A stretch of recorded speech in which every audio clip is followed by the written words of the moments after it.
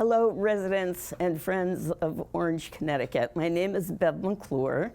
I was born in 1944 in this wonderful town, and I'm delighted that the committee and Jim Zioli have asked me to speak to Orange because it is nostalgic for me. I'm going to tell you a little bit about my dad was born in Chicopee, Mass. His parents came to New Haven essentially looking for work. My grandfather worked in the United Aluminum Smelting Company. My dad had one sister, and my dad started out as a draftsman. My parents came to Orange in 1943, and my dad was not in World War II because he worked for American Tube Bending, and they must have been doing government work. So he was home, and he did some type of work related to the military, but he was not in the military per se. My mom was also born in New Haven. Her parents came from Amalfi, Italy. My mother was first generation American and very proud to be so. All 9 of the children were born in America. So most of them, my grandfather was 20 years older than my maternal grandmother, and he worked in Sargent's in New Haven. There's a film that was made by a company that introduces you to the fact that it was Sargent's who actually had people come to work in his factory. His wife was instrumental in getting people here. My mother, in her later years in Orange, starting in around 1950, 55 or so, 57, managed the junior high school cafeteria in Orange. My mother loved to cook. She loved people. She was a beloved person. And I had the privilege of caring for her until she died in 1916 at the age of 97 and a half. My parents met at Lucibello's because Frank Lucibello was my mother's cousin. Here's a grandmother whose husband is 20 years older than she is, who retires at 65, who fathers his last child at age 60-something or other. My grandmother gave Frank Lucibello a loan of $500. How she did it, I have no idea. And he started Lucibello's pastry shop. So my mom and her brother were first people of working in Lucibello's. So as the story goes, we have a gentleman living in New Haven. We have my mom working in Lucibello's, a lady. And my father goes into Lucibello's to buy lemon ice at the time. And he was a very shy but a lovely man. And my father was too shy to ask my mother out. But one of his friends went in and said, "Now that gentleman over there would like to take you out. Would you go out with him if he asks?" And I guess my mother thought about it and thought, "I will." So we always kidded my dad about how we went into Lucibello's for something sweet, and he came out with the sweetest thing that Lucibello's had to sell. So they were married in 1939, and my dad, I'm sure, was earning $25 a week, which was a decent salary then, but it wasn't a lot of money. Certainly by today's standards, it buys nothing. My brother was born in 1941 in New Haven. They lived in the family homestead. My paternal grandfather was looking to get out of the city of New Haven. Why, I don't really know, but I do know this story. It's the story of how the McClure family came to Orange. My grandfather, my paternal grandfather, looked at the house that had been built by one of the builders in Orange, and he liked it. My grandmother liked it. This was going to be, of course, shocking to move from his city to Orange. And so anyway, after my grandparents had looked at the house, my grandfather said to my father and my mother, "You should come look at the house with us because we want to make sure before we do this." So they come look at the house in Orange, which was at 841 Dogburn Road. There were no house numbers at the time. And my grandfather said to my father, "You know, this is a nice starter house." It was a 2-bedroom. It had a kitchen, a living room, and a bathroom, and that was it. And but he said, "You know, you should really think about buying this, Art, because you have a family coming along, and Orange has a good school system, and maybe you should think about buying that house." So the short version of the story is my parents did buy the house, but this is a story that I don't mean this from a negative point of view. I think it was reality at the time. When it was time to sign the papers to buy the house, my father came with my grandfather. My mother was home with my brother. And when it was time to sign the papers, and my father wrote my mother's maiden name in, which was Amendola, or as they say in Italy, Amendola. The builder said to my father, "Oh, your wife is Italian? I never would have sold you the house." But, oh, okay. 40 years later, my mother was a person who was driving the builder's wife to senior citizens in Orange with my grandmother who lived with us. So anyway, my grandfather gave up buying the house for my parents' sake, but he did buy property 2 houses away. And when he was well into his 60s, he finally built a house that was just 1 door away. And he had the pleasure of living there for about 10 or 15 years, and then he passed away. So it was a fateful day for me, because if my grandfather hadn't proceeded and hadn't procured that property, my parents probably would not have moved to Orange. And it is a dominating factor in my life. 2 people with a young son, I'm not born yet, come from New Haven. My Italian grandmother, who had come from this tiny little town when she was first shown the house, said to my mother in Italian, "Why did you ever pick a house that was so much in the woods?" Because in 1943, Orange was not suburbia, it was rural. There were no street lights, there were no stores, there were wells, there was no city water, no line down the middle of the street, the houses had no numbers. In the summer, the streets were oiled to preserve them. Some of the streets were not paved. We lived on Dogburn Road. It went as far as Woodbridge, and then it turned into a dirt road. And the telephones, there were obviously no cell phones. There were party lines. So when you wanted to call somebody, you kind of had to wait your turn. So this is a very different picture, but a wonderful beginning of life in Orange. Shopping. When you live in New Haven, you run to the store, you buy the chicken, you run over here, you get the vegetable. Orange had no such thing. But what Orange did have at the time was a man by the name of Tony. And Tony had an old school bus that he painted green. And he put his goods on that school bus, and twice a week, ours was, I know, Tuesday and Friday, he would come, beep the horn, and you could run out and buy your groceries. And if you wanted a certain kind of chicken or beef or whatever you wanted, you told Tony the week before, and he would produce this. So shopping was not stop and shop, that's for sure. When we shopped for clothing and stuff, we went to Derby. There was a little 5 and 10 up there. Or to New Haven, where the big stores were Mally's, Hamilton's, Bessie Ritchie, Schottenberg's, which now has a, 200-unit apartment house on it. Now, an Italian mother and a French-Canadian Scottish father, they were both Catholic. There were no Catholic churches in Orange, so my parents started out, as I said, I was born in 1944, and I know I was christened at St. Paul's in West Haven. Apparently that's where people went. Later, I don't know how this happened, but I do know that I started my religious life on Sundays at a place called the Dalton Street Chapel, which was actually, I think it was a restaurant in West Haven. At one point, there was a steakhouse there. But what they did is they cleared out a room and they set up clackety chairs, and Mass was done there.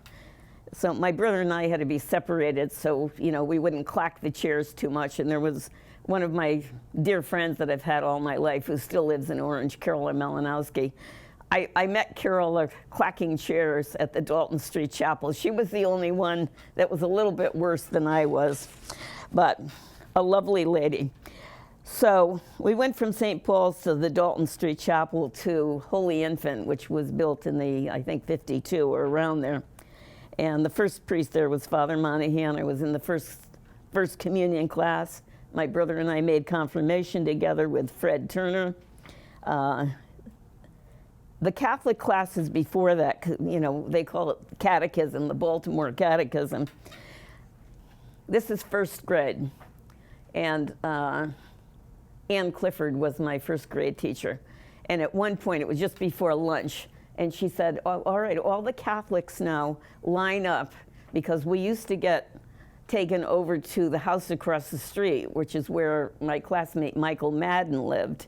And Michael Madden's parents would clear out some room, set up the chairs, and that's where our catechism classes were held. I wasn't sure I was Catholic, but Ann Clifford said, oh, McClure, yeah, you're Catholic, go, get in that line.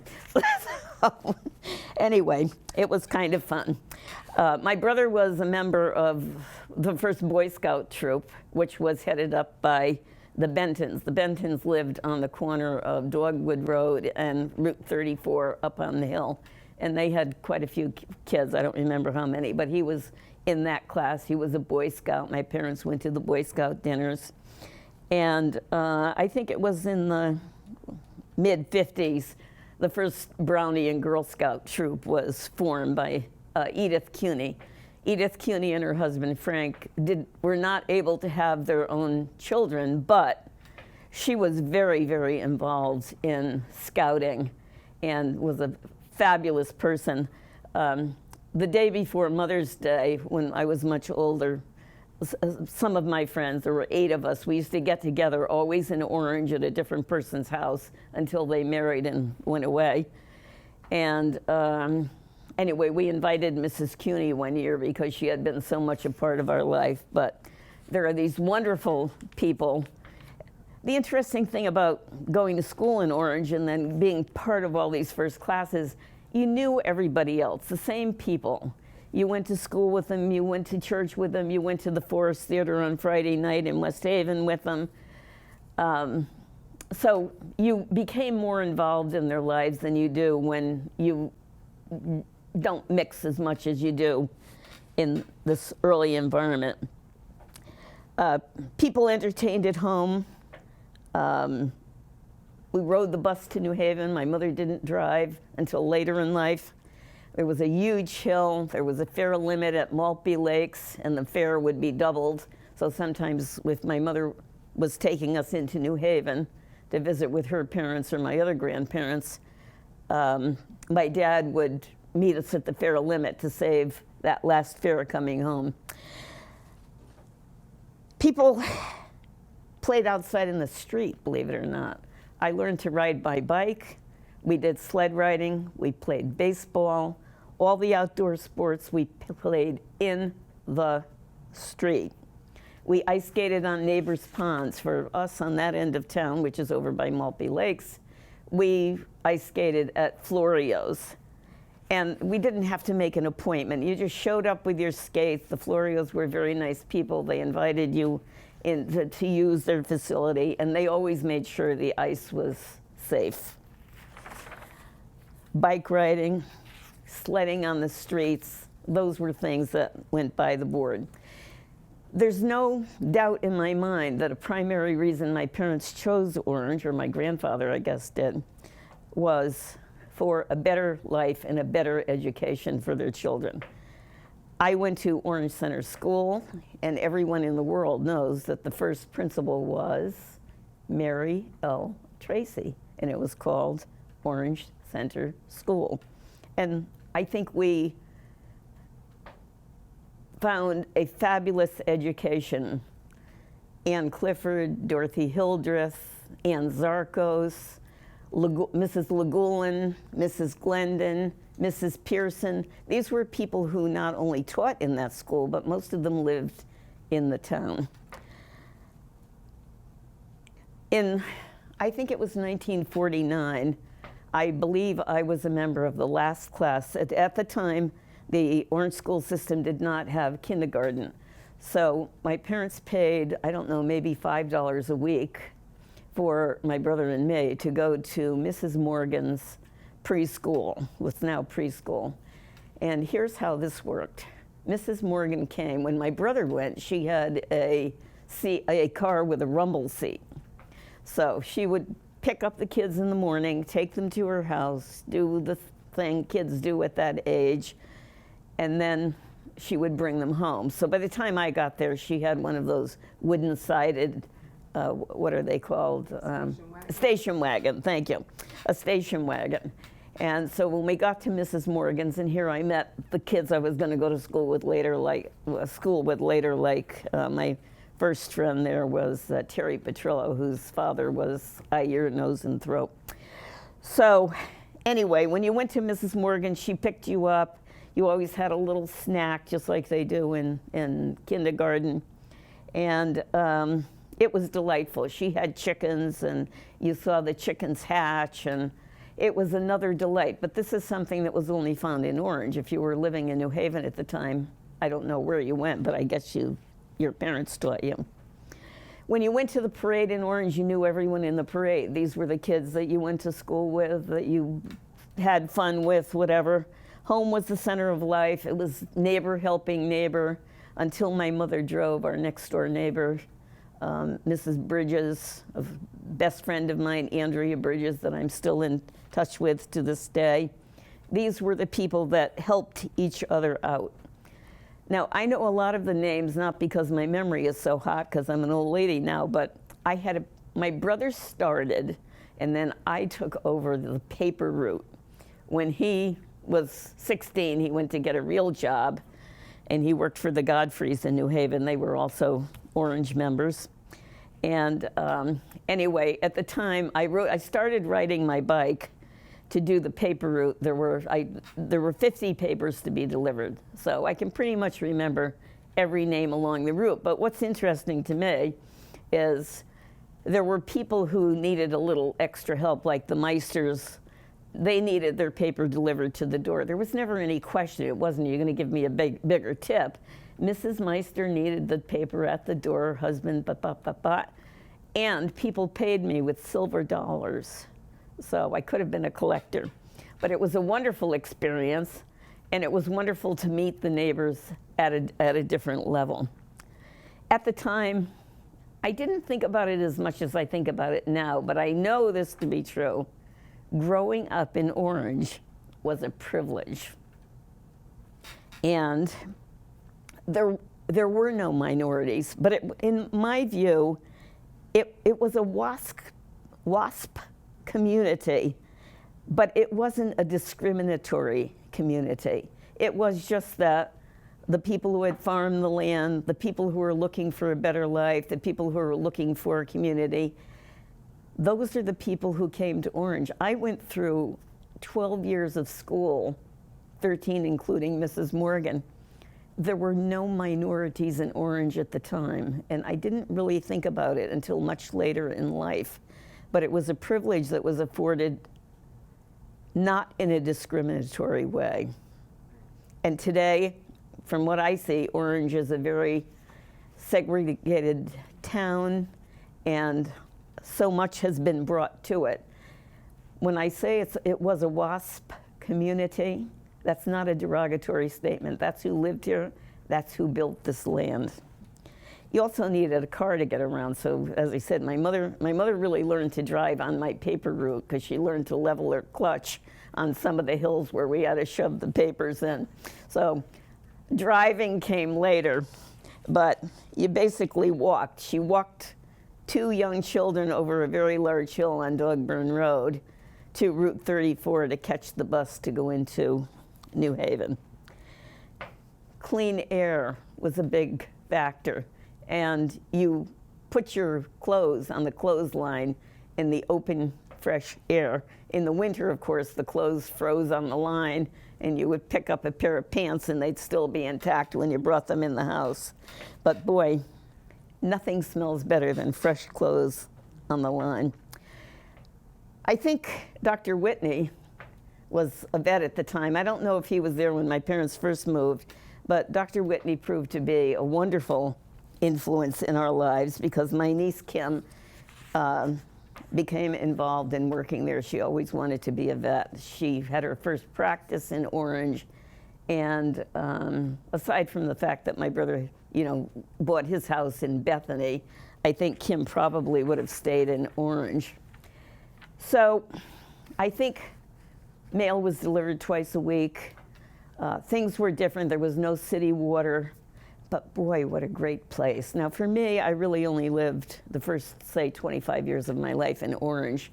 Orange is in my heart. When anyone asks me, where did you grow up, in spite of the fact that I was in Hartford longer than actually Orange, or now in New Haven longer than Orange, I belong in Orange. Today, I still see it for what I saw it when I was able to live in it.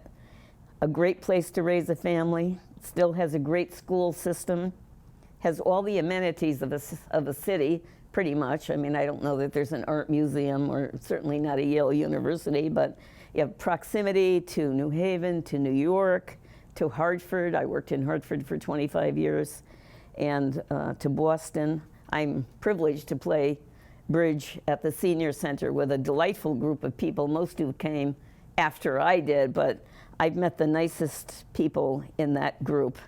I frequent Chips many mornings, and one of the things I love about Chips, it's Orange.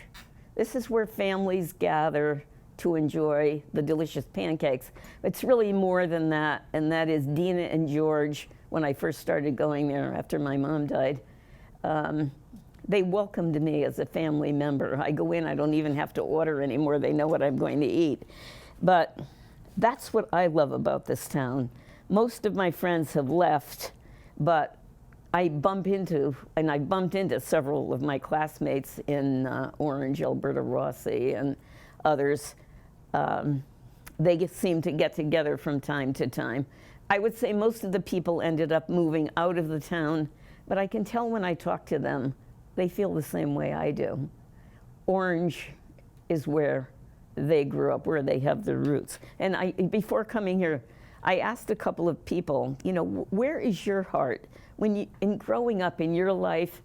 And some people mention the place where you bring your family up as more important than where their real roots are. For me, Orange will always be my home.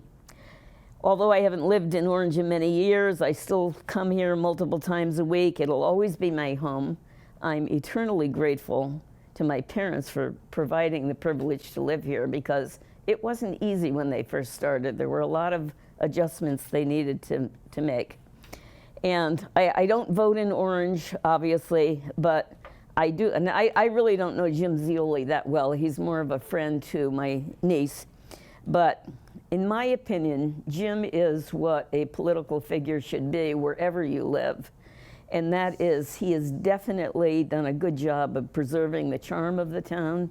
He hasn't kind of ripped through and made everything look too different. I think he's an authentic version of what a politician should be. And that is, I think he's a representative of the people. And that's part of what preserves the town, to make it a place where people want to stay and live.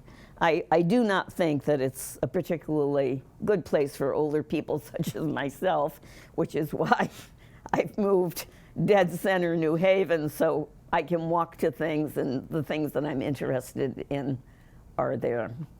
Orange, I love you. I love the people I meet in Orange. I thank you for inviting me here today. Well, thank you. And God bless America.